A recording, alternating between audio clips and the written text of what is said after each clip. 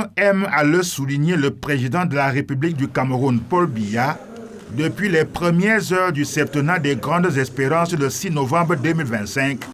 les investissements dans les infrastructures routières et de transport devront se renforcer pour une meilleure circulation des personnes et des biens et une contribution plus accrue à la croissance et au développement du Cameroun.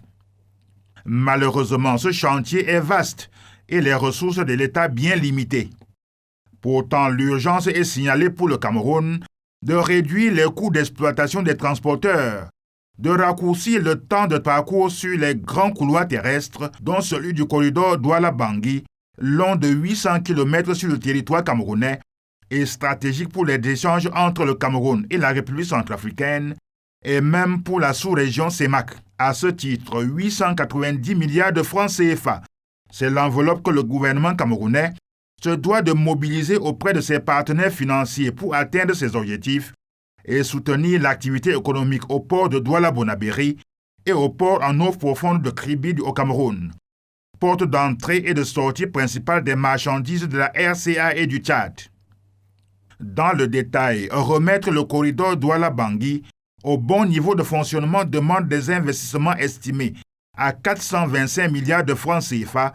pour reconstruire l'axe Yaoundé-Douala sur les tronçons les plus dégradés et plus circulés,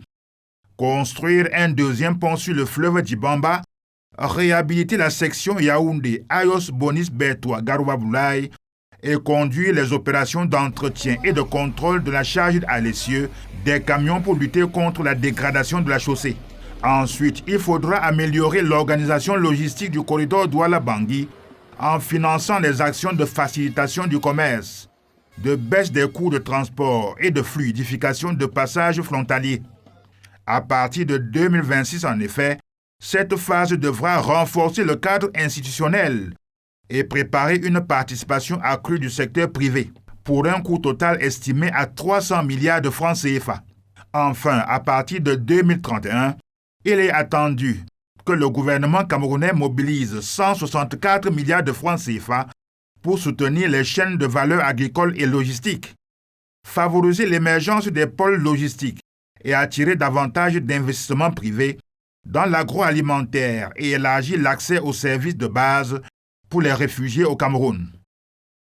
Le projet de réhabilitation du stratégique corridor Douala-Bangui est donc gigantesque, ambitieux et vital pour l'économie camerounaise. Pour cela, le Cameroun devra compter sur la respectabilité de sa signature pour mettre à contribution l'Agence française de développement, l'Union européenne, la Banque européenne d'investissement, la Banque africaine de développement et la Banque mondiale.